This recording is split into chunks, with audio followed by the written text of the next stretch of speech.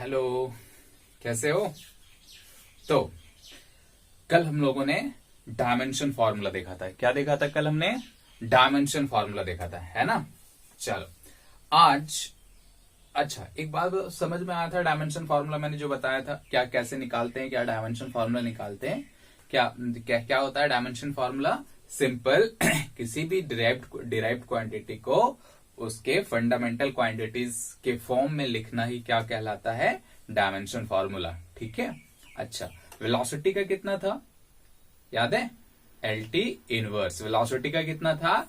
L T inverse, है ना?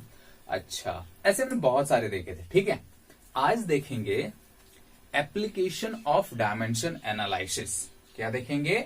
Application of dimension analysis. मतलब डायमेंशन का यूज कर क्या क्या एप्लीकेशन हो सकता है, डायमेंशन को कैसे, कहां और कब हम यूज कर सकते हैं। ठीक है, तो हम देखेंगे एप्लीकेशन ऑफ डायमेंशनल एनालिसिस। ठीक है, तो पहला एप्लीकेशन क्या है कि to convert a given physical quantity in one system of unit to another system of unit. मतलब जैसे देखो, अगर हम ऐसे बात करें, सिंपल सा समझने वाला बात क्या है ये, जैसे देखो मान लो कि किसी भी, जैसे फोर्स का यूनिट क्या होता है बोलो? अगर हम एसआई सिस्टम की बात करें, अगर हम एसआई सिस्टम की बात करें तो उसमें फोर्स का यूनिट होता है न्यूटन। उसमें फोर्स की यूनिट क्या होती है? न्यूटन। लेकिन जैसे ही हम अगर वही यूनिट को सीजीएस सिस्टम में बात करें तो उसका यूनिट होता है डाइन। ठीक है, क्या होता है? डाइन। तब एक रिलेशन आ जाता है, जैसे हम पहले भी जानते हैं ना, जैसे 1 मीटर इज इक्वल्स टू क्या होता है? 100 सेंटीमीटर। तो एक रिलेशन है वन सिस्टम ऑफ यूनिट से अनदर सिस्टम ऑफ यूनिट में। तो ऐसे अगर कोई डिराइव्ड क्वांटिटी है तो उसको हम वन सिस्टम ऑफ यूनिट से दूसरे सिस्टम ऑफ यूनिट में कैसे कन्वर्ट करेंगे? ठीक है, मतलब अगर फोर्स है तो फोर्स को न्यूटन से डाइन में कैसे कन्वर्ट करेंगे? ठीक है, या ऐसा हो सकता है कि जैसे मान लो किलोमीटर पर आवर को मीटर पर सेकेंड में कैसे कन्वर्ट करेंगे? बात समझ में आया? तो ये चीज हम इसमें देखेंगे।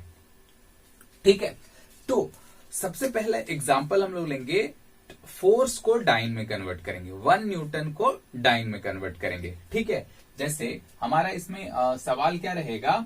1 newton is equals to dyne. ठीक है, कितना डाइन होगा? 1 न्यूटन इज इक्वल्स टू कितना डाइन है? मान लो कुछ भी एक्स वाई कुछ भी मान लो, ऐसे एक्स डाइन है। ठीक है, तो उस एक्स की वैल्यू निकालेंगे। क्या निकालेंगे हम? उस एक्स की वैल्यू निकालेंगे, वो न्यूमेरिकल वैल्यू निकालेंगे।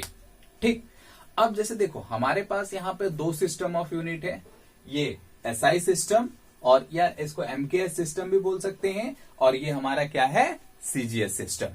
ठीक है, ये क्या हो गया? CGS system. ठीक है, बात समझ में आ रहा है? चलो अब देखो कि मान लेते हैं लेट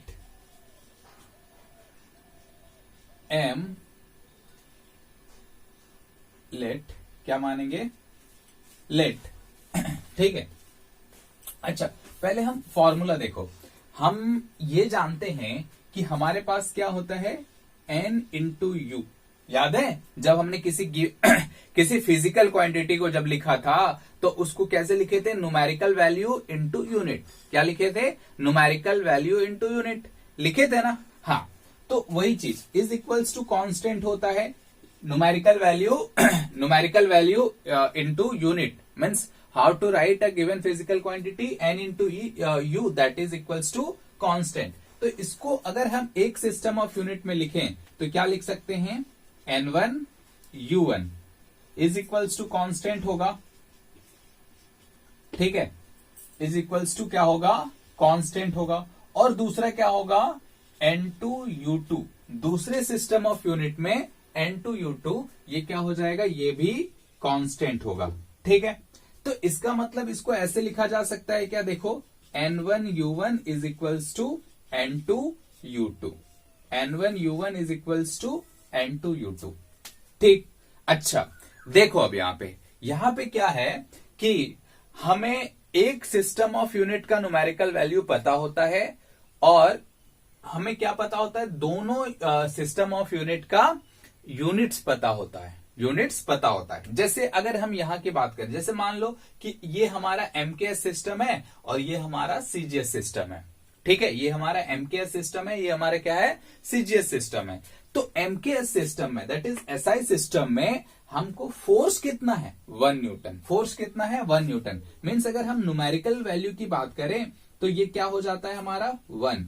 यूनिट क्या है, न्यूटन, इज इक्वल्स टू क्या हो जाएगा, यहां पे देखो, यहां पे इस न्यूमेरिकल वैल्यू को हमें निकालना है, इस न्यूमेरिकल वैल्यू को हमें निकालना है, मतलब N2 हमें फाइंड आउट करना है। ठीक है, और सेकेंड सिस्टम में यूनिट क्या है हमारा, डाइन। यूनिट क्या है, डाइन। ठीक, ये सीजीएस सिस्टम में हमें यूनिट पता है, वो कितना है, डाइन। अब देखो हमने क्या बोला कि हमें एक सिस्टम का न्यूमेरिकल वैल्यू पता होता है, दूसरे सिस्टम का निकालना होता है। दोनों सिस्टम का हमें यूनिट्स पता होते हैं। ठीक है, कोई खास बात इसमें नहीं है। अब देखो क्या देखोगे, देखो इधर ध्यान से, चलो इसको मिटा दो यहां पे थोड़ा सा, ऐसे देखो। अब अगर हम फोर्स का एक सिस्टम ऑफ यूनिट में डायमेंशन फॉर्मूला लिखेंगे, फोर्स का एक सिस्टम ऑफ यूनिट में डायमेंशन फॉर्मूला लिखेंगे। ठीक है, जैसे मान लो एसआई सिस्टम में लिखेंगे तो उसको कैसे लिखेंगे, M1 L1 T-2, ऐसे लिखते थे ना। क्या लिखेंगे, पहले ये बताओ फोर्स का डायमेंशन फॉर्मूला क्या होता है। फोर्स का डायमेंशन फॉर्मूला होता है M1 ML-T-2। तो अगर हम एक सिस्टम ऑफ यूनिट में लिखना चाहते हैं तो उसको ऐसे लिखा जाता है M1 L1 T-2। ठीक है, और दूसरे सिस्टम ऑफ यूनिट में फोर्स का डायमेंशन फॉर्मूला क्या हो जाएगा, बोलो। दूसरे सिस्टम ऑफ यूनिट में डायमेंशन फॉर्मूला क्या हो जाएगा, क्या M2 L2 T-2। ये दूसरे सिस्टम, मीन्स इसको हम यूनिट U2 बोल सकते हैं और इसको U1 बोल दो, तो कोई बुराई वाली बात नहीं है। ठीक है, ऐसा एक सिस्टम ऑफ यूनिट में हमने डायमेंशन फॉर्मूला लिख लिया फोर्स का, दूसरे सिस्टम ऑफ यूनिट में हमने डायमेंशन फॉर्मूला लिख लिया फोर्स का। ठीक, अच्छा, अब ये वाला इक्वेशन को यूज कर लेंगे, ये वाला इक्वेशन को हम यूज कर लेंगे। ठीक है, वो कैसे, देखो मिटा देता हूं सर। ठीक है, वो कैसे करेंगे,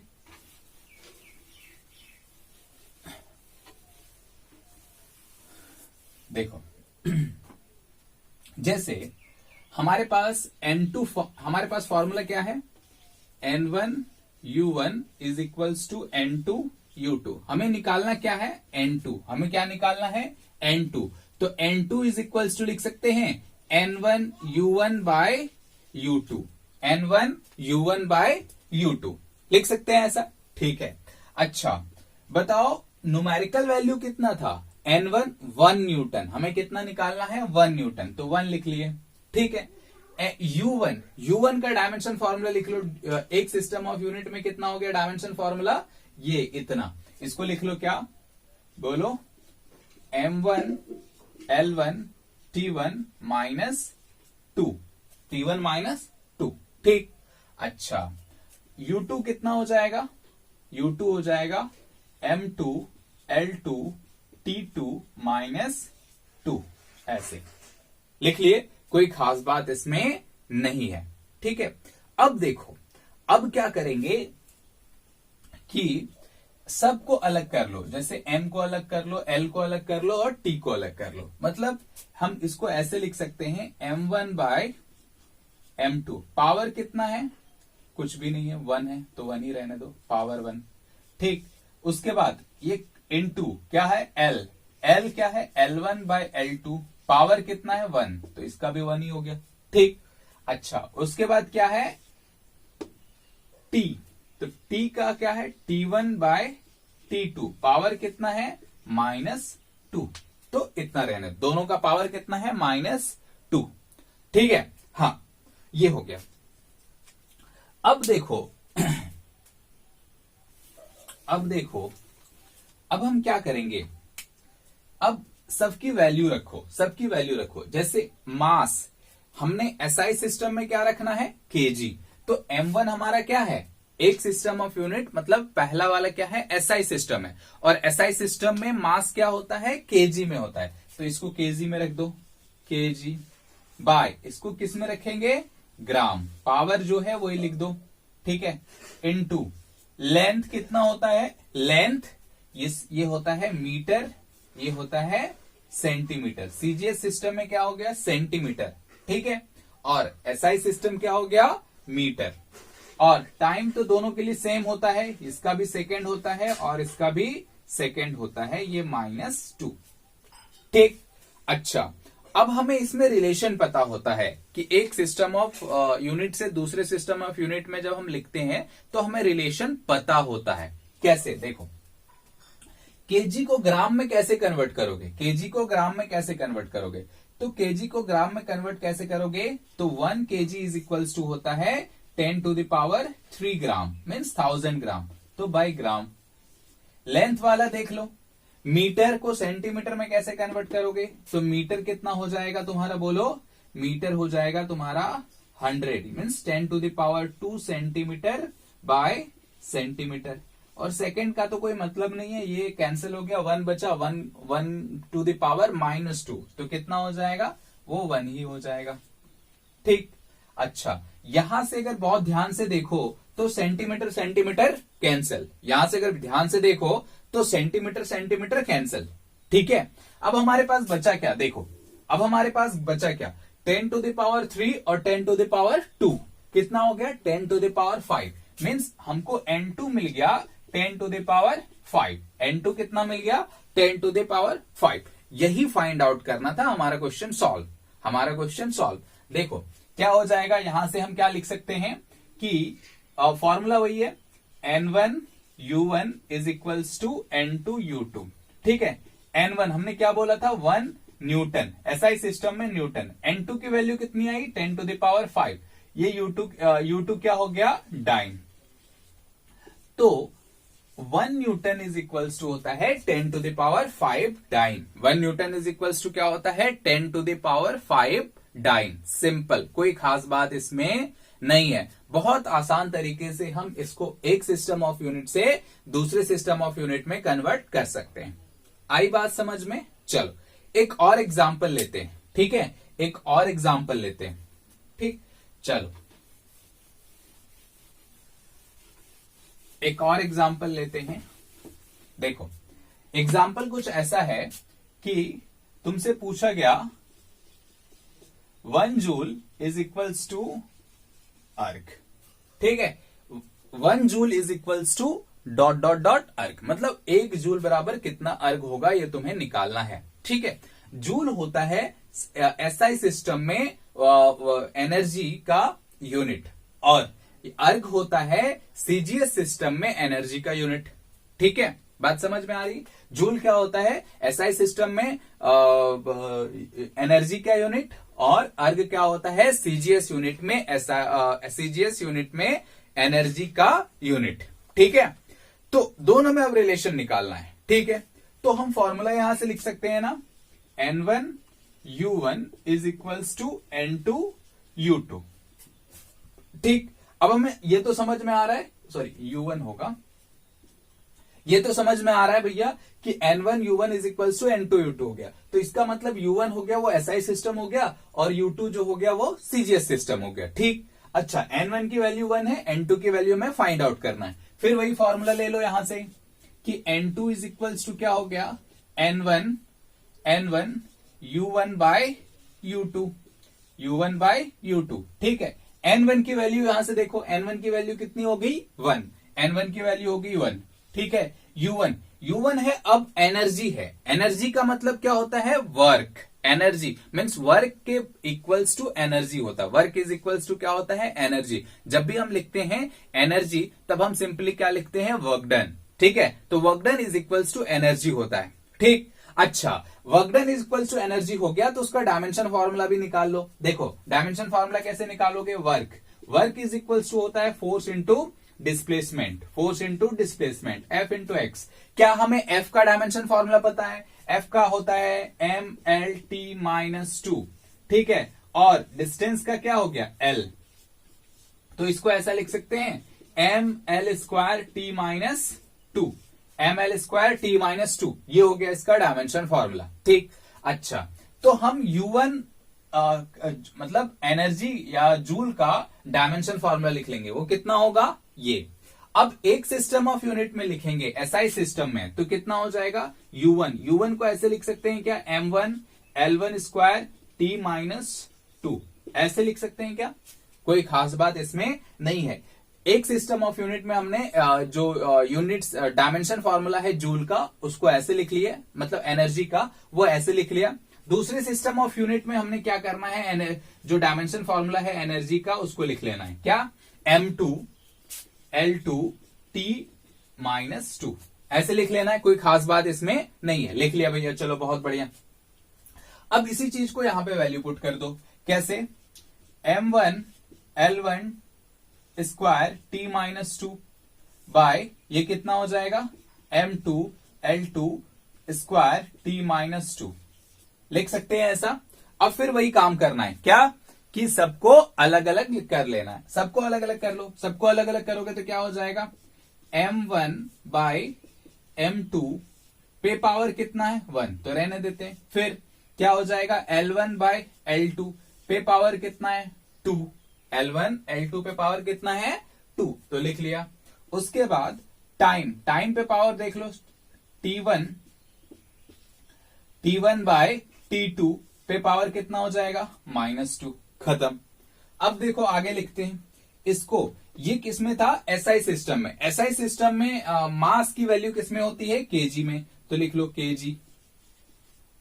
और ये किसमें होता है, ग्राम, तो ग्राम लिख लिए। ठीक है, सिमिलरली L1 में क्या हो जाएगा बोलो, लेंथ होता है मीटर इन एसआई सिस्टम, और L2 हो गया तुम्हारा सीजीएस सिस्टम में सेंटीमीटर, लिख लिए। अब ये भी सेकेंड है, ये भी सेकेंड है, -2, ये 2। ठीक, अब क्या करेंगे, बस मीटर को सेंटीमीटर में कन्वर्ट कर दो, बात खत्म हो गई। मीटर को सेंटीमीटर में कन्वर्ट कर दो। क्या करेंगे आगे, नेक्स्ट देखो केजी को किस में कन्वर्ट करना है, ग्राम में, तो 1 kg इज इक्वल्स टू 10⁻³ ग्राम होता है, तो लिख दिए बाय ग्राम। ठीक, उसके बाद मीटर को सेंटीमीटर में कन्वर्ट करेंगे, तो मीटर इज इक्वल्स टू होता है 10⁻² सेंटीमीटर बाय सेंटीमीटर। ठीक है, पावर कितना 2, और सेकेंड तो 1, ये भी सेकेंड रहेगा, रहने देते हैं, सेकेंड बाय सेकेंड -2। ठीक हो गया, कोई खास बात इसमें नहीं है। बस अब क्या करेंगे देखो, इस ग्राम ने इस ग्राम को, इस सेंटीमीटर ने इस सेंटीमीटर को, इस सेकंड ने इस सेकंड को कैंसिल कर दिया।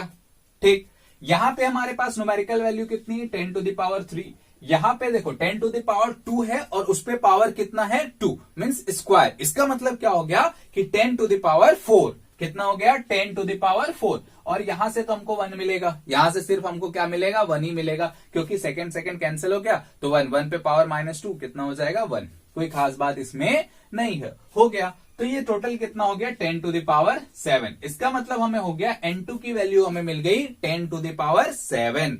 N2 की वैल्यू कितनी मिल गई 10⁻7। अब जैसे देखो, अब हम क्या लिख सकते हैं, 1 जूल इज इक्वल्स टू 10⁻7 अर्ग। 1 जूल इज इक्वल्स टू 10⁻7 अर्ग। आ रहा है मजा। ठीक है, हमने एक सिस्टम ऑफ यूनिट से दूसरे सिस्टम ऑफ यूनिट में कन्वर्ट कर दिया, सिंपल, कोई खास बात इसमें नहीं है। ठीक है, बेसिक तरीका बस आना चाहिए, तुम कोई भी कुछ भी दे दे, तुम बहुत आसानी से इसको बना लोगे। ठीक है, एक और एग्जांपल ले लूं क्या, ठीक है, ये चलो ये तुम बना के दिखाना। ठीक है, इसको ट्राई करो खुद से। ठीक है, इसको ट्राई करो, कैसे, जैसे ऐसा है कि 54 किलोमीटर पर आवर को किस में कन्वर्ट करना है, मीटर पर सेकेंड में कन्वर्ट करना है। ठीक है, किलोमीटर पर आवर को मीटर पर सेकेंड में कन्वर्ट करना है। ठीक है, किलोमीटर पर आवर को मीटर पर सेकेंड में कन्वर्ट करना है, सिंपल। ठीक, कर लोगे, बस वही, यहां से तुमको पता ही है, यहाँ पे तुमको पता है किलोमीटर पर आवर को का डायमेंशन फॉर्मूला लिख सकते हो एक सिस्टम ऑफ यूनिट में, दूसरे को लिख सकते हो दूसरे सिस्टम ऑफ यूनिट में। बाकी N2 की वैल्यू निकालनी है, N2 की वैल्यू निकल गई, बहुत आसानी से बन जाएगा। ट्राई करना, नहीं तो मैं बताऊंगा। ठीक, अच्छा अब देखो ये तो हो गया, हमने सिस्टम ऑफ यूनिट से क्या किए, वैल्यू निकाल लिए। ठीक है, system of application of dimension formula से वन सिस्टम ऑफ यूनिट से दूसरे सिस्टम ऑफ यूनिट में हम कन्वर्ट कर सकते हैं। एक और लिख लो, ठीक है, कि जी की वैल्यू होती है कितनी, 6.67 इंटू 10⁻11।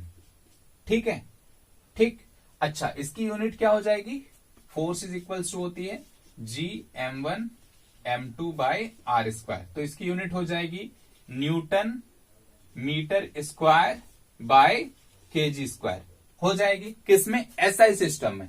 अब इसको तुमको लिखना है सीजीएस सिस्टम में कितनी होगी, इन एसआई सिस्टम। ठीक, अब जी की वैल्यू सीजीएस सिस्टम में क्या होगी वो लिख के दिखाना है। ठीक है, सीजीएस सिस्टम में क्या हो जाएगा, फोर्स का डाइन, ये मीटर स्क्वायर का सेंटीमीटर स्क्वायर और केजी का ग्राम स्क्वायर, ये हो गया। ठीक, इसकी वैल्यू लिख के दिखानी है तुम्हें, नेक्स्ट क्वेश्चन है ये। ठीक है, चलो अब क्या करेंगे, अब हम दूसरा एप्लीकेशन, ठीक है, दूसरा एप्लीकेशन लिख लिए। हाँ, दूसरा एप्लीकेशन देखो, दूसरा एप्लीकेशन है ये क्या है, दूसरा एप्लीकेशन है हमारा टू चेक, हाँ to check the dimensional correctness of a given physical relation, to check the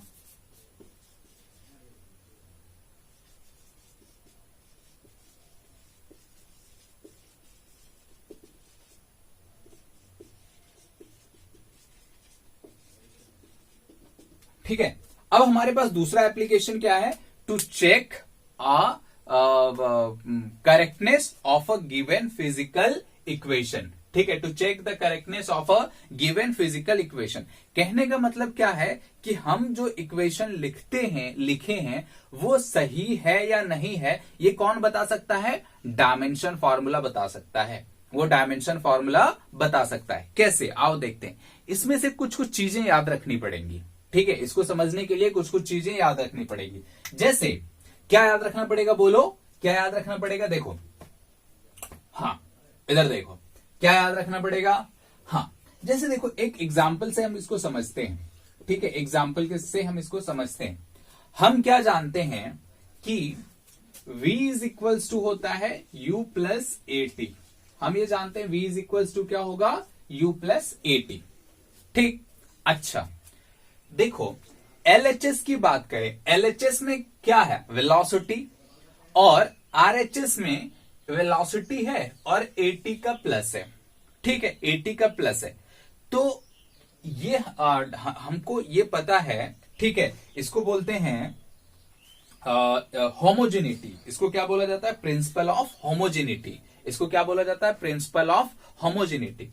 इसका मतलब क्या होता है कि जो RHS का डायमेंशन है, सॉरी या LHS का डायमेंशन है, LHS का डायमेंशन है वो क्या होगा, RHS के डायमेंशन के बराबर होगा। LHS का डायमेंशन क्या होना चाहिए, RHS के डायमेंशन के साथ इक्वल होना चाहिए। ठीक, दूसरा क्या है कि ये क्या है, एक डायमेंशन, एक जो मतलब इसको ऐसे समझो, देखो जब प्लस साइन है, ठीक है, तो प्लस, तो एक जैसा डायमेंशन के साथ, एक जैसा डायमेंशन के साथ ही मतलब किसी क्वांटिटी, जैसे इधर देखो, हाँ भूलो, अब देखो यहां पे, ठीक है, तुम सामने बैठ के ना पूरा एकदम कंफ्यूज देते हो मुझे। इधर देखो, हाँ देखो, इसमें क्या है कि जब हम दो फिजिकल क्वांटिटी को प्लस करते हैं, जब दो फिजिकल क्वांटिटी को हम ऐड करते हैं, तो हम ऐड तभी कर सकते हैं जब दोनों फिजिकल क्वांटिटी सेम हो। जैसे एक एग्जांपल मैं बताता हूं ऐसे, जैसे देखो अगर हम बोले कि 3 टमाटर प्लस 3 आलू कितना होगा, बोलो। क्या कुछ बोल सकते हो? 3 टमाटर 6 टमाटर आलू, ऐसा बोल सकते हो क्या? नहीं। क्या बोल सकते हो? जैसे माने अगर ऐसा बोले 3 टमाटर प्लस 2 टमाटर, तो तुम बोल सकते हो 5 टमाटर मस्त। लेकिन अगर ऐसे बोल दे 3 टमाटर प्लस 2 आलू, तो क्या ऐसा कुछ हो सकता है? ऐसा क्वांटिटी नहीं, ऐसा कोई क्वांटिटी नहीं हो सकता है। ठीक है, तो हम ऐड कैसे करेंगे? सेम टाइप ऑफ क्वांटिटी को हम ऐड कर सकते हैं। अगर दो क्वांटिटी सेम है तभी हम उसको ऐड कर सकते हैं, अदरवाइज नहीं ऐड कर सकते। बात समझ में आ रहा है? हाँ। अब देखो कि अब यहां पे एक चीज समझना है, ये इनिशियल वेलोसिटी है, तो ये क्वांटिटी भी क्या होना चाहिए? वेलोसिटी ही होना चाहिए। इसका ये क्या होना चाहिए? वेलोसिटी ही होना चाहिए। मतलब इसका डायमेंशन अगर वेलोसिटी का आ रहा है तो इसका भी डायमेंशन वेलोसिटी का आना चाहिए। ठीक है, मतलब इसमें अगर यहां पे बोले कि अगर ये डायमेंशन ऑफ वेलोसिटी है तो ये वाला भी क्या होना चाहिए? डायमेंशन ऑफ वेलोसिटी होना चाहिए, प्लस ये वाला भी क्या होना चाहिए? डायमेंशन ऑफ वेलोसिटी होना चाहिए। ठीक है, तभी हम क्वांटिटीज को ऐड कर सकते हैं। ठीक है, और ये जो इक्वेशन आया वो करेक्ट होगा, ये जो इक्वेशन आया वो करेक्ट होगा। ठीक है, अब जैसे देखो वेलोसिटी, इसका डायमेंशन फॉर्मूला क्या होता है? LT minus one. ठीक, अच्छा ये u का डायमेंशन फॉर्मूला क्या होता है? u का डायमेंशन फॉर्मूला होता है, u भी तो वेलोसिटी ही होता है ना, तो उसका भी डायमेंशन फॉर्मूला डायरेक्ट हम लिख सकते हैं LT माइनस वन। अब बात आती है इस पे AT पे, अब बात आती है AT पे। AT को देखो, एक्सेलरेशन, एक्सेलरेशन का डायमेंशन फॉर्मूला याद करो, क्या होता है? LT minus two. एक्सेलरेशन का डायमेंशन फॉर्मूला क्या होता है? LT minus two. और टाइम का डायमेंशन फॉर्मूला क्या हो जाएगा? T। टाइम का डायमेंशन फॉर्मूला हो गया T। ठीक, अब जैसे देखो, अब यहां से एक टी कैंसिल हो जाएगा। ठीक है, बचेगा हमारे पास क्या? यहां पे बच गया LT माइनस वन। ठीक, प्लस यहां पे क्या हो जाएगा? LT minus one. ऐसे अब देखो, अब क्या है कि LHS में भी हमारा LT माइनस वन है, RHS में भी LT माइनस वन है, और LT माइनस वन है। मतलब जो प्लस या माइनस साइन जब भी रहेगा तब देखेंगे दोनों में सेम टाइप का डायमेंशन फॉर्मूला वाला फिजिकल क्वांटिटी ऐड है। ठीक है, इसका मतलब हमारा ये इक्वेशन बिल्कुल सही है, हमारा ये इक्वेशन बिल्कुल सही है। ठीक, चलो बात समझ में आए। दूसरा एक एग्जांपल ले लेते हैं, ऐसे दूसरा एक एग्जांपल ले लेते हैं इसको समझने के लिए। ठीक है, दूसरा एग्जांपल देखो, दूसरा एग्जांपल क्या है? S is equals to UT plus half AT square. S is equals to UT plus half AT square. ठीक है, अच्छा अब इसमें हमने क्या बताया था कि LHS का डायमेंशन RHS के डायमेंशन के बराबर होना चाहिए, और अगर कोई दो फिजिकल क्वांटिटी प्लस माइनस के साइन में है, प्लस माइनस साइन के साथ है, तो दोनों का डायमेंशन क्या होना चाहिए? सेम होना चाहिए। दोनों का डायमेंशन क्या होना चाहिए? सेम होना चाहिए, तब हमारा इक्वेशन बिल्कुल सही होगा। ऐसे हमको ये पता है ये इक्वेशन सही है। ठीक, अच्छा LHS का डायमेंशन क्या होता है? बोलो। डिस्टेंस है, डिस्टेंस का डायमेंशन क्या होता है? L। तो RHS में जितने भी इंडिविजुअल टर्म है, जैसे ये इंडिविजुअल टर्म हो गया, ये इंडिविजुअल टर्म हो गया, इन सबका जो डायमेंशन है वो L ही आना चाहिए। ठीक है, इन सबका जो डायमेंशन है वो क्या आना चाहिए? L आना चाहिए। ठीक, अच्छा चलो आओ देखते हैं। हाँ देखो, U का डायमेंशन क्या होता है? LT माइनस वन, और टाइम का डायमेंशन T हो गया। टाइम का डायमेंशन क्या हो गया? T। तो ये और ये कैंसिल हो जाएगा। ठीक, प्लस यहां पे क्या होता है? हाफ। हाफ का मैंने बताया था कांस्टेंट है, डायमेंशन लेस कांस्टेंट है, तो इसका कोई डायमेंशन नहीं होगा, इसका कोई डायमेंशन नहीं होगा। तो हाफ को तो छोड़ दो। ए का क्या हो गया? बोलो। ए का होता है LT माइनस टू, और फिर T स्क्वायर है, T स्क्वायर का कितना हो जाएगा? T square. T स्क्वायर का डायमेंशन क्या हो जाएगा? T square. देखो बहुत ध्यान से, इसने इसको कैंसिल कर दिया। बचा हमारे पास क्या? LHS में हमारे पास L है, RHS के फर्स्ट टर्म में हमारे पास L है, प्लस सेकेंड टर्म में भी एल ही बचा, सेकेंड टर्म में भी एल ही बचा, ठीक, एल ही बचा। तो ये हो गया हमारा, देख रहे हैं कि आरएचएस का जो डायमेंशन है वो एलएचएस के डायमेंशन के बराबर है, एलएचएस का डायमेंशन आरएचएस के डायमेंशन के बराबर है। इसका मतलब हम मानेंगे कि ये जो हमारा क्या है रिलेशन है वो बिल्कुल शुद्ध है, मतलब करेक्ट है, सिंपल, ठीक। अच्छा, अब हम करेक्ट वाला ही बता रहे थे। अब देखो एक बताते हैं ऐसा जो गलत है, ठीक है, गलत है। अब देखो एक एग्जाम्पल लेते हैं, ठीक है। हालांकि मैं ये इक्वेशन तुम्हें बता देता हूं, ठीक है, कोई आसान इक्वेशन है, छोड़ो। देखो एक फॉर्मूला होता है ऐसे, m is equals to M naught by root under 1 minus V square by C square, ठीक है। ये एक फॉर्मूला होता है, ठीक है, बहुत ही खतरनाक फॉर्मूला, ये कभी बताऊंगा, ठीक है। फिलहाल सोचो ये एक रिलेशन है, ठीक है। m क्या है, मास, m नॉट भी क्या है, रेस्ट मास, ये मास एट स्पीड v है, ये वेलोसिटी है, और ये स्पीड ऑफ लाइट है, c is the speed of light, ठीक। तो ये एक्चुअल रिलेशन होता है, ये क्या होता है, एक्चुअल रिलेशन होता है। अब तुम्हें ऐसा दिया गया कि m is equals to M naught by root under 1 minus V square by C square, sorry सिर्फ वी स्क्वायर दिया गया, तुम्हें क्या दिया गया, सिर्फ और सिर्फ वी स्क्वायर दिया गया, ठीक है। तो तुमसे ये पूछा गया कि बताओ कि ये करेक्ट है डायमेंशनली और नॉट, ये करेक्ट है या नहीं है, ठीक है। तो हमें तो इक्वेशन पता है, तो हम जानते हैं ये करेक्ट नहीं होगा, बट उसको चेक करते हैं, आओ चेक करते हैं, ठीक है। कैसे, एलएचएस का डायमेंशन मास है, इसका मतलब क्या होना चाहिए, केजी, केजी का डायमेंशन क्या हो गया, एम, मास का डायमेंशन एम, तो आरएचएस में भी उतना ही होना चाहिए, ठीक है, आरएचएस में भी उतना ही होना चाहिए। एम नॉट भी मास है, तो इसका भी डायमेंशन क्या होना चाहिए, एम। रूट के अंदर देखो, ठीक है, रूट ये क्या है, वो कांस्टेंट है 1, तो इसका तो कोई डायमेंशन होगा नहीं, इसका कोई डायमेंशन होगा नहीं, ये डायमेंशन लेस है, ठीक, ये डायमेंशन लेस, इसका डायमेंशन क्या हो गया, 0, कोई भी ले लो, m0, ठीक है, कोई डायमेंशन नहीं है, माइनस साइन है। अब हमने क्या बताया था कि अगर प्लस माइनस हो तो उसका भी डायमेंशन क्या होना चाहिए, सेम होना चाहिए, दोनों का डायमेंशन सेम होना चाहिए, ये भी और ये भी। अब यहां पे देखो कि एक तो इसके पास कोई डायमेंशन नहीं है, और इसका जो डायमेंशन लिखेंगे वो क्या हो जाएगा, LT-1 का स्क्वायर, ठीक है, LT-1 का स्क्वायर, और टोटल ये क्या हो जाएगा, रूट में आ जाएगा, ये 1/2, ठीक, ये हो गया, बात समझ में आ रहा है, हाँ। अब देखो सबसे पहले बात, तुम इसको यहीं से देख के समझ सकते हो कि भैया ये डायमेंशन लेस है, तो इस पे डायमेंशन नहीं हो सकता है, ये डायमेंशन लेस क्वांटिटी है, तो ये भी क्या होना चाहिए, डायमेंशन लेस क्वांटिटी होना चाहिए, तो ये तो यहीं से गलत हो जाता है। दो डायमेंशन मिलेगा वो एलएचएस और आरएचएस का इक्वल नहीं है, means dimension of LHS is not equals to dimension of RHS, क्योंकि इसको तुम कैसे सॉल्व करोगे, ठीक है। यहां पे अल्टीमेटली तुमको क्या डायमेंशन मिल रहा है, देखो यहाँ पे डायमेंशन लेस मिल रहा है, यहाँ पे कुछ डायमेंशन मिल रहा है, तो अगर डायमेंशन लेस वाले को हटा भी दोगे तो क्या मिलेगा, LT1 और ये M, तो क्या हो जाएगा, ML, इस टाइप का कुछ कोई एक रिलेशन आएगा, है ना। तो ये क्या हो गया, डायमेंशनली इनकरेक्ट है, ठीक है, ये डायमेंशनली क्या है, इनकरेक्ट है।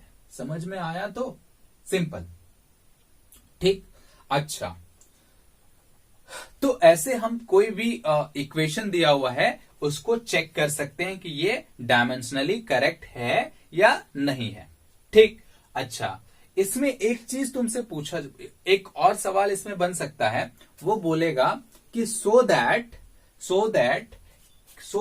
C is missing in this given relation, so that C is missing in this given relation, ठीक है, स्पीड ऑफ लाइट जो है इसमें मिसिंग है, ये बताना है, ठीक है। तो उसको कैसे प्रूफ करोगे, देखो एलएचएस का डायमेंशन क्या हो गया, m, एलएचएस का डायमेंशन क्या हो गया, m, ठीक है। अच्छा, m नॉट का भी डायमेंशन क्या हो जाएगा, m, और ये रूट हो गया, ठीक, रूट हो गया, इसका डायमेंशन तो है ही नहीं, डायमेंशन लेस है, मतलब 1 है इसका डायमेंशन, ठीक। माइनस वी स्क्वायर क्या हो जाएगा, एल टी माइनस वन का स्क्वायर। ठीक, अच्छा अब इसको डायमेंशन लेस बनाने के लिए, इस क्वांटिटी को डायमेंशन लेस बनाने के लिए हमको एक वेलोसिटी के स्क्वायर से डिवाइड करना पड़ेगा, वेलोसिटी के स्क्वायर से डिवाइड करना पड़ेगा। मतलब अगर यहां पर भी 1 आए, इस जगह पर भी 1 आए, तो उसके लिए ये जरूरी है कि यहां पर भी ऐसा एक टर्म होना चाहिए जिसका डायमेंशन एल टी माइनस 1 के बराबर हो, और वो स्क्वायर है तो स्क्वायर तो देंगे ही। ठीक है, एल टी माइनस 1 के बराबर हो। ठीक है, तो ऐसा कब पॉसिबल है, जब हम यहां पे कोई एक वेलोसिटी का टर्म डिवाइड करेंगे, वेलोसिटी का टर्म डिवाइड करेंगे। तो वेलोसिटी क्या ले लेंगे, c। तो अब देखो ये और ये पूरा कैंसिल हो गया, बचा कितना, 1। तो इसका डायमेंशन और इसका डायमेंशन क्या हो गया, सेम हो गया। इसका डायमेंशन और इसका डायमेंशन क्या हो गया, क्या बच गया यहां पे हमारा, सिंपल 1 बच गया। ठीक है, तो इसका डायमेंशन और इसका डायमेंशन क्या हो गया, सेम, मतलब दोनों डायमेंशन लेस हो गया। ठीक, अच्छा अब यहां पे देखो, अब एलएचएस का डायमेंशन और आरएचएस का डायमेंशन बराबर हो गया। यहां पे तो कोई डायमेंशन है नहीं, तो इसको हटा सकते हैं अब। ठीक है, हट गया। अब देखो एलएचएस का डायमेंशन और आरएचएस का डायमेंशन क्या हो गया, इक्वल हो गया। ठीक है, मतलब अब हमारा इक्वेशन करेक्ट है, मतलब ये इक्वेशन बिल्कुल करेक्ट है। आ रही बात समझ में। हालांकि जब ये सारी चीज थोड़ा सा पहली बार तुम समझोगे ना, तो थोड़ा सा दिक्कत हो सकता है कि कैसे क्या कर रहे हैं। ठीक है, बाकी जब क्वेश्चन बनाते बनाते तुम्हें भी आदत हो जाएगी, बहुत आसानी से तुम ये सारी चीजों को कर सकते हो। ठीक है, बहुत आसान तरीका है। ठीक, अच्छा ठीक, अच्छा और एक एग्जाम्पल ले लेते हैं। एक और लेता हूं, चलो आ जाओ। ऐसे होता है, t इज इक्वल्स टू, एक फॉर्मूला होता है 2 pi root under L by G.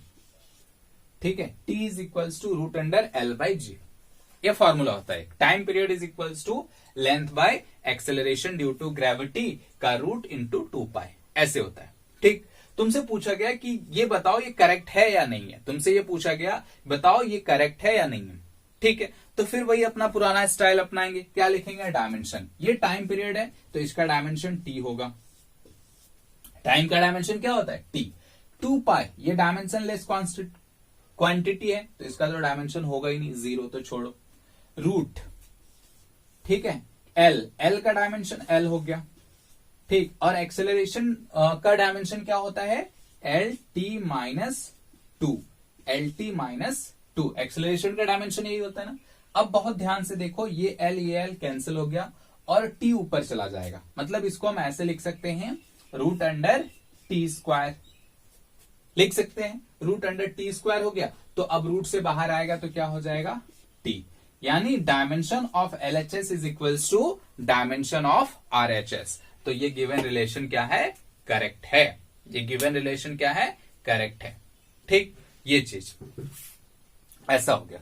ठीक, एक इसमें रहता है, ठीक है, और एक टाइप और का क्वेश्चन, मतलब एक और टाइप का क्वेश्चन बन सकता है इसमें। वो क्या है, देखो, तुमने वंडर वाल इक्वेशन के बारे में नाम सुना है, वंडर वाल इक्वेशन। ठीक है, वंडर वाल इक्वेशन वो क्या होता है, ऐसे एक इक्वेशन होता है, p plus A by V square, p plus A by V square, ठीक है, into v minus B is equals to R T, ऐसे होता है। v minus B is equals to R T. ठीक, v minus B is equals to R T. यहां पे क्या, p pressure है, v वॉल्यूम है, ये भी वॉल्यूम है, और a भी कांस्टेंट है। a भी क्या है, कांस्टेंट है। फिर से बता दो, p प्रेशर है, v वॉल्यूम है, और a भी क्या है, कांस्टेंट। और ये गैस कांस्टेंट है और ये टेम्परेचर है, तो ये टोटल कुल मिलाकर के कांस्टेंट होता है। ठीक, तो तुमसे ये पूछा गया कि a और b का डायमेंशन क्या होगा, a का डायमेंशन क्या होगा और b का डायमेंशन क्या होगा, ये तुमसे पूछा गया। ठीक है, a और b का डायमेंशन क्या होगा, तुम्हें ये बताना है। तो इसको कैसे सॉल्व करेंगे, a और b का डायमेंशन कैसे निकालेंगे। देखो यहां पे ध्यान दो कि a और b, पहले b का निकाल लेते हैं, पहले b का निकालते हैं। तो हमारे पास इक्वेशन क्या है, v माइनस बी, ठीक है, v माइनस बी। अच्छा, ये क्या है, वॉल्यूम, ये क्या है वॉल्यूम, और ये क्या है कांस्टेंट, जिसका नाम क्या है बी। तो पूछा गया बी का डायमेंशन फॉर्मूला क्या होगा। तो हम ये जानते हैं कि भैया कोई भी quantity same type of quantity के साथ ऐड हो सकता है, सेम टाइप ऑफ क्वांटिटी के साथ ऐड हो सकता है। मतलब अगर ये वॉल्यूम है तो इसको भी वॉल्यूम होना पड़ेगा, अगर ये वॉल्यूम है तो इसको भी वॉल्यूम होना पड़ेगा। बात समझ में आ रहा है, ये वॉल्यूम है तो इसको भी वॉल्यूम होना पड़ेगा, ठीक। तो इस मतलब हम कह सकते हैं कि v का जो डायमेंशन है वही डायमेंशन b का भी होगा। समझो इसको, क्या बोला मैंने, फॉर्मूला क्या होता है या तरीका क्या होता है कि हम एक क्वांटिटी को ऐड या सब्ट्रैक्ट तभी कर सकते हैं दूसरे क्वांटिटी के साथ जब दोनों का डायमेंशन मिलता हो, जब दोनों का डायमेंशन मिलता हो या सेम टाइप का क्वांटिटी हो।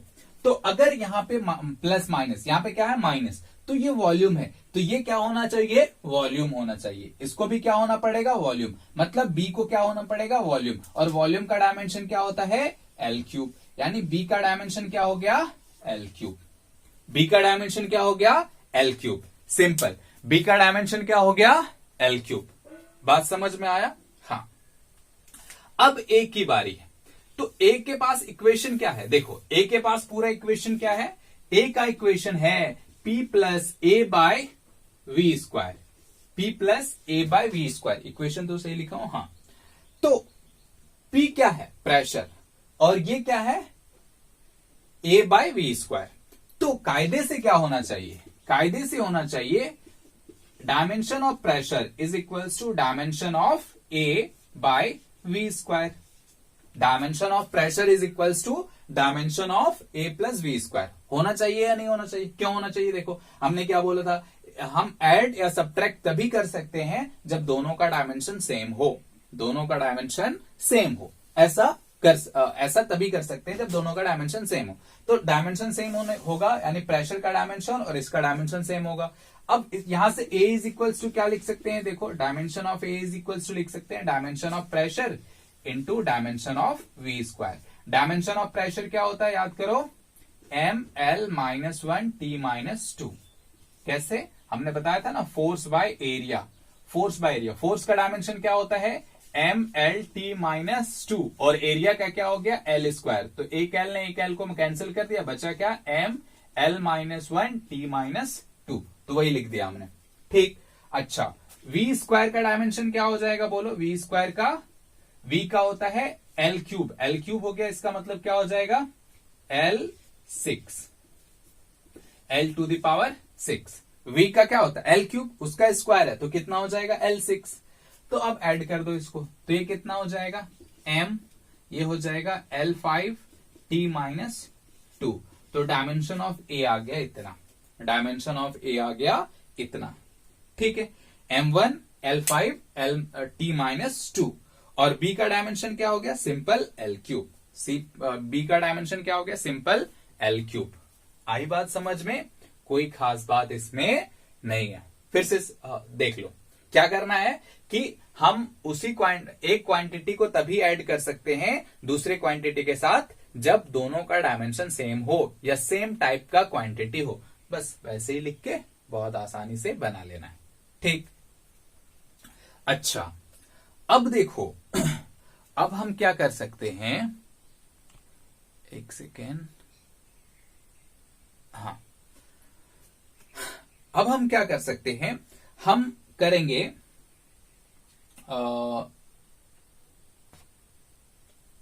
सोचो कि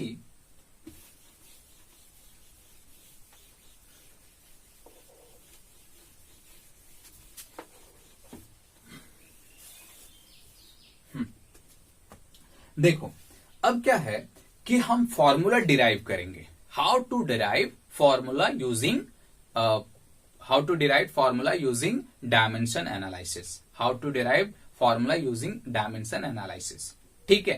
how to derive formula using dimension analysis,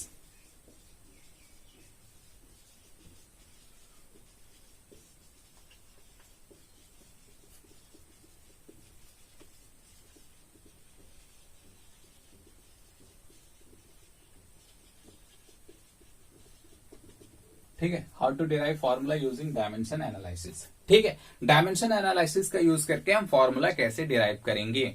ठीक, इसके लिए हमें एक चीज पता होना चाहिए कि जिसका भी फॉर्मूला निकाल रहे हैं, जिस क्वांटिटी का फॉर्मूला निकाल रहे हैं, वो किस किस बेसिक क्वांटिटी पे डिपेंड करता है, वो किस किस बेसिक क्वांटिटी पे डिपेंड करता है।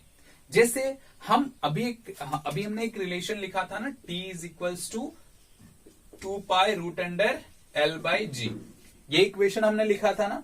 अब हम क्या करेंगे, इसका फॉर्मूला डिराइव करेंगे, इसका फॉर्मूला डिराइव करेंगे। ठीक है, देखो क्या है कि ये टाइम पीरियड का फॉर्मूला हो गया, तो हमें ये पता होता है कि ये जो टाइम पीरियड है वो किसका किसका फंक्शन है।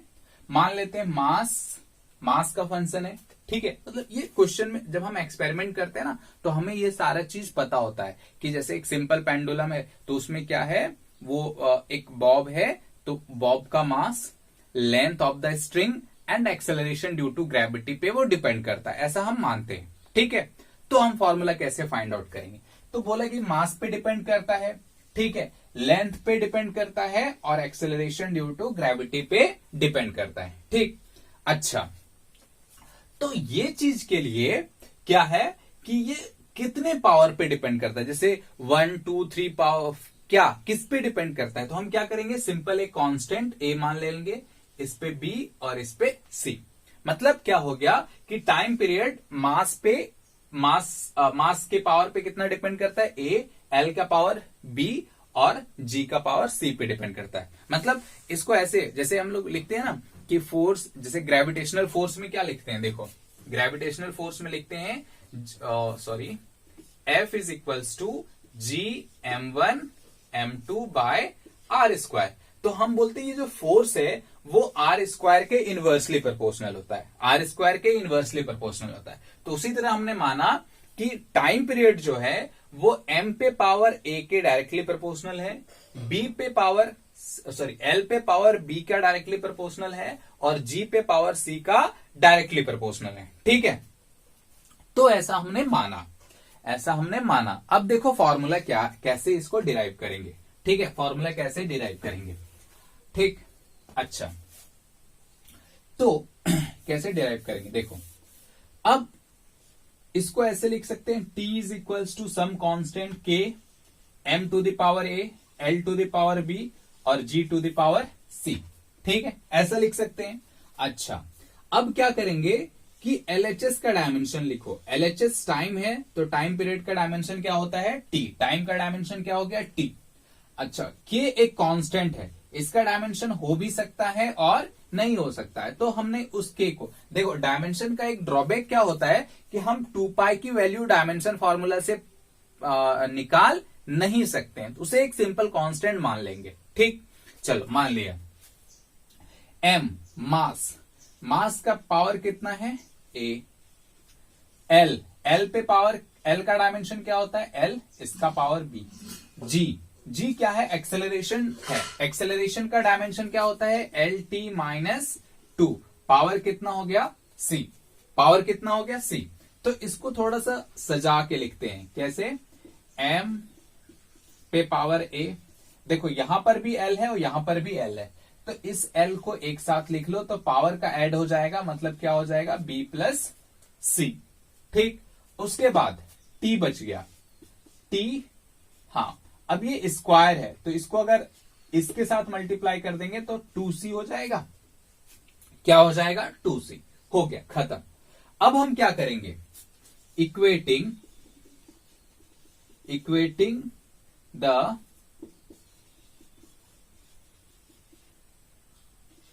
Powers of RHS and LHS। ठीक है, RHS और LHS के पावर को हम लोग क्या करेंगे, इक्वेट करेंगे। ठीक, अच्छा, हमने ये भी बताया था ना कि इस t को ऐसे भी लिखा जा सकता है, देखो m0 पावर 0, l पे पावर 0 t, ऐसे लिख सकते हैं ना, कोई खास बात इसमें नहीं है, क्योंकि अल्टीमेटली इसे 1 ही तो होना है। हाँ, अब देखो यहां पे देखो मास, यहां पर भी मास, तो पावर दोनों का सेम होगा, क्योंकि ये इक्वल्स टू a, तो दोनों का पावर क्या होगा, सेम होगा, दोनों का पावर सेम है। इसका मतलब क्या हो गया, यहां से a की वैल्यू 0 हो गई, यहां से a की वैल्यू 0 हो गई। इसको ध्यान से समझना है। क्या करेंगे, जब हम अलग अलग लिख लेंगे पावर के फॉर्म में, जैसे देखो यहां पे सब साथ है ना, तो हमने सबको m को अलग लिखा, l को अलग लिखा और t को अलग लिखा, ठीक है। अब हम हर एक का पावर जो है उसके LHS के पावर के साथ इक्वेट करेंगे। जैसे m का पावर RHS में क्या है a और LHS में क्या है 0, तो इक्वेट कर दिए, तो कितना हो गया ये 0, ये कितना हो गया 0, ठीक।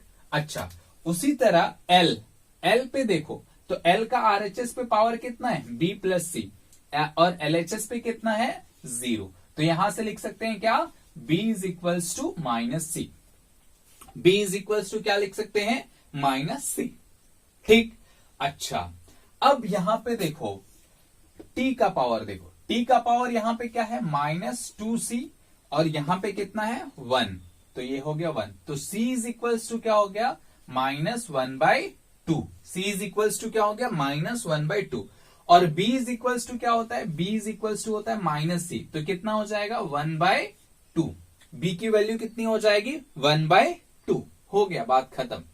अब क्या करेंगे, वैल्यू रख दो, ये T इज इक्वल्स टू के m पे पावर 0, m पे पावर a है, a की वैल्यू कितनी है 0, उसके बाद क्या आता है l पे पावर कितनी है b और b की पावर कितनी आई है 1/2। अच्छा, उसके बाद क्या है g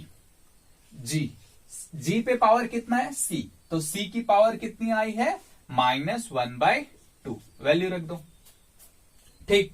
तो कितना हो जाएगा T इज इक्वल्स टू के m टू द पावर 0 का मतलब क्या हो गया 1।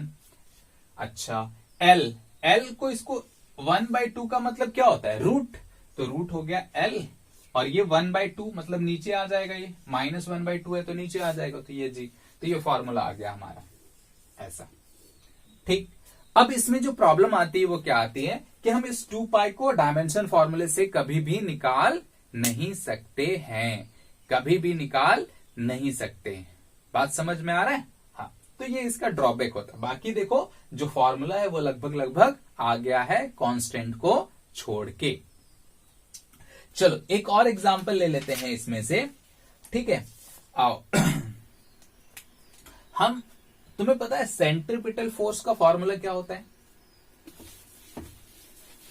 सेंट्रीपिटल फोर्स का फॉर्मूला क्या होता है पता है, सेंट्रीपिटल फोर्स का फॉर्मूला होता है F is equals to, centripetal force का फॉर्मूला होता है mv²/r, ठीक है, ये सेंट्रीपिटल फोर्स का फॉर्मूला होता है। अब हमें इस फॉर्मूले को किससे डिराइव करना है, using dimension analysis, using dimension analysis हमें ये फॉर्मूला डिराइव करना है। तो इसमें ये बोला गया है कि F जो है वो किस पे डिपेंड करता है, मास पे, वेलोसिटी पे और आर पे, मास पे, वेलोसिटी पे और आर पे डिपेंड करता है, ठीक है। अब क्या करेंगे, अब हम करेंगे इस पे पावर लगा दो A, इस पे पावर B और इस पे पावर C, ठीक है, कोई खास बात इसमें नहीं है। अब सिर्फ क्या हो जाएगा, F is equals to some constant K, m to the power A, V to the power B और R to the power C, ठीक। अच्छा, अब फिर क्या करेंगे, इसका डायमेंशन लिख दो, इसका डायमेंशन क्या होता है MLT-2, MLT-2, उसके बाद सम कांस्टेंट K, फिर आया मास का डायमेंशन होता है m, तो पावर कितना हो गया A, फिर आया वेलोसिटी, फिर आया क्या वेलोसिटी का डायमेंशन क्या होता है बोलो LT-1, पावर कितना B, सिमिलरली R का क्या है L, तो इसका डायमेंशन क्या हो जाएगा L to the power C। अब सबको कंबाइन कर लो, कैसे, m पे पावर A, अब यहां भी L है यहां भी L है, तो L पे पावर कितना हो जाएगा B प्लस C, ठीक, और T कितना हो जाएगा T to the power -B, T to the power -B। अब क्या करेंगे, डायमेंशन को कंपेयर करेंगे, m का, L का और T का, m का, L का और T का डायमेंशन को क्या करेंगे, कंपेयर करो, ठीक है। तो कंपेयर करते हैं, जैसे देखो मास पे पावर क्या है RHS पे A, और LHS पे कितना है 1, तो 1 लिख दिए। A इज इक्वल्स टू कितना हो गया 1। और इस पे देखो L पे कितना है B प्लस C और LHS पे कितना है 1, तो B plus C is equals to क्या हो गया 1। B plus C is equals to क्या हो गया 1। सिमिलरली यहां पे क्या हो जाएगा minus B is equals to क्या हो जाएगा -2, तो B इज इक्वल्स टू क्या हो गया 2। तो यहां पे वैल्यू पुट कर दो 2 plus C is equals to 1, तो C इज इक्वल्स टू क्या हो जाएगा यहां पे बोलो, C इज इक्वल्स टू हो जाएगा -1। C इज इक्वल्स टू क्या हो जाएगा -1। खत्म, सबकी वैल्यू आ गई। अब सबकी वैल्यू आ गई तो हम क्या करेंगे, फॉर्मूला लिख सकते हैं F some constant K M पे पावर A मतलब M पे पावर 1, V पे पावर B तो V पे पावर B कितना है 2, तो 2, और R कितना है R पे पावर -1, यानी इसको ऐसे लिख सकते हैं KMV² बाय RF। आ गया सेंट्रीपिटल फोर्स का फॉर्मूला।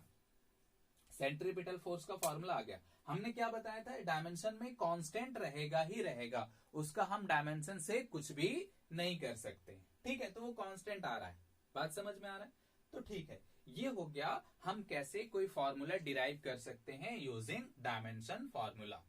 ठीक है, चलो इसको प्रैक्टिस करना है, ये हो गया। ठीक है, चलो ठीक है, तो आज फिलहाल इतना ही रखते हैं, बाकी थोड़ा सा एडवांस लेवल में देखेंगे नेक्स्ट क्लास में। ठीक है, चलो बाय।